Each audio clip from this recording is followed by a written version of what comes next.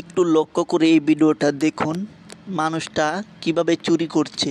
এত ভদ্র মানুষ সবাই হয় না। একটা স্বর্ণের হার কিনতে আসছে, এখন দেখেন দুইটা বক্স একসাথে নিয়েছে। একসাথে নেওয়ার পরে দুইটা বক্স থেকে একটা বক্স উপরে ফেরত দিয়েছে, আর একটা বক্স কিন্তু নিচে রেখে দিয়েছে। তারপরে দোকানদারকে বলছে এটা বদলায় আরেকটা দেন, আরেকটা বদলায় মানে উল্টায় পাল্টায় বদলায় নিচ্ছে।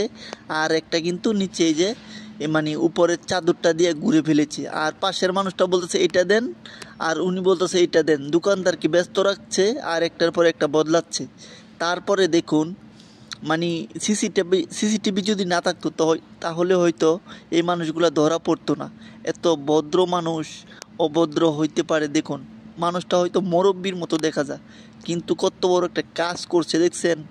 এই ভিডিওটা প্রচুর শেয়ার করে দিবেন, কারণ আপনার একটা শেয়ারে অনেক মানুষের অনেক উপকার হতে পারে। ধন্যবাদ।